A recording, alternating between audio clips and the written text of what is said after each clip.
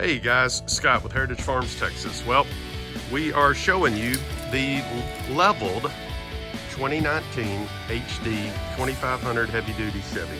So in our previous video, we recorded the Suspension Max leveling kit. Gave you a breakdown of what it looked like, what we were doing. Thanks for watching, guys. Glad you're here today. So let me give you some updates on this. So far, we've had it installed a few days now. It took a little bit longer to install than what the guys actually thought.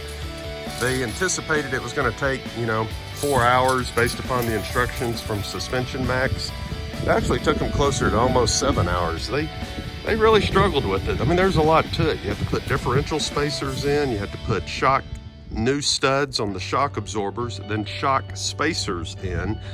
You then had to put the massive torsion keys in, get the old ones out. Then once you had all that said and done, you had to set it on the ground, do the fine-tune adjustments to get it exactly where you wanted it. And then after all of that, you have to get the front end aligned. So a lot that went into it. Glad I didn't tackle it myself. First off, the truck is now lifted or leveled about 3 inches in the front. It is exactly the same height in the front as it is the back. Definitely changed the looks of the truck. Compared to one that's stock sitting next to it, it looks massive. It looks different. Definitely will be able to run 1 or 2 tire sizes bigger. Keep in mind, I'm not trying to run monster tires or be a big, huge 4-wheel drive truck, but I want the ability to put something a little more aggressive because a lot of times we're out in muddy pastures and I need some traction. Let's see, a couple of things. So I've put about 300 miles on it since we've leveled it. So far, ride quality is great. I can't tell the difference between before and after. I'm pretty happy with that.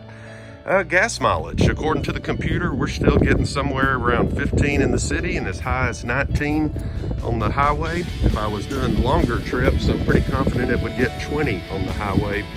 We've seen that before driving to Houston, so I'm sure it can do it, but it just takes more miles to get that average up. So somewhere between 15 and 19 per gallon.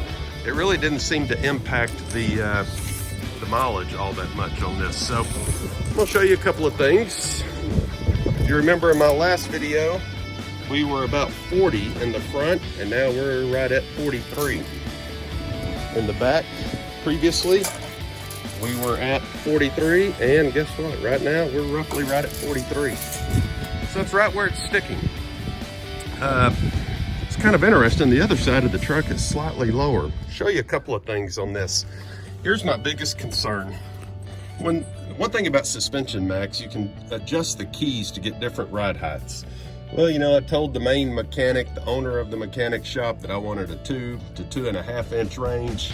Somehow or another, it gets back to the shop floor and it comes down at 3 inches. So not sure communication was carried all the way through.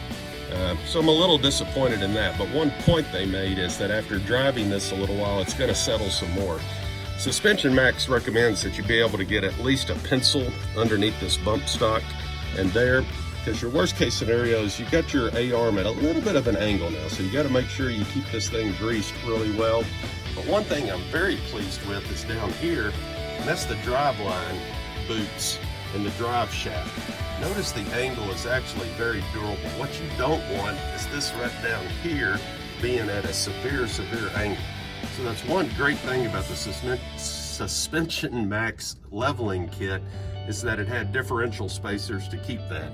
It also had spacers on the shock absorbers and new studs that go along with that to keep all your ride height.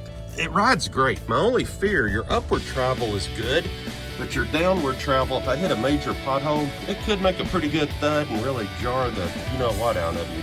So we're gonna watch this, but this side is close. Come around here to the driver's side. You can actually see we got gap underneath here. So what that tells me is I gotta get underneath the truck and I gotta do the fine-tune adjustment on the torsion keys. There's a 1-inch bolt on each key, and they put that there just for this very reason, that you can fine-tune and adjust it down a little bit. So I'm gonna drive it for 30 days, see if it settles any. These guys really thought it was gonna settle about a 1/2 inch or so over the next 30 days. If it does, that's great. We'll have the travel that we need.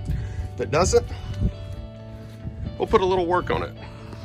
But hey, that's a 5-minute fix in theory. Shouldn't be bad. So all in all, I'm happy with it. Definitely gave it more attitude. I can run some bigger tires on the next set. With that big, massive, heavy front bumper guard from Ranch Hand, it needed something to help hold it up. So all in all, I'm pretty happy. You can definitely see she sits level now. She has a little bit more attitude, especially when you pull up at a red light next to a normal 1500 or something. It's definitely got a little more beef to it. So anyway, I like it. I think the kit was good. I think they may have over adjusted it slightly. I would have been happy with 2 inches in the front instead of 3, but we'll see. I think the answer is somewhere around 2 1/4 or 2 1/2, but we'll tweak on it as we go along. Hey, thanks for watching. Hit the subscribe button, leave a comment. You guys think it looks good? Concerns, worries? Let me know your thoughts.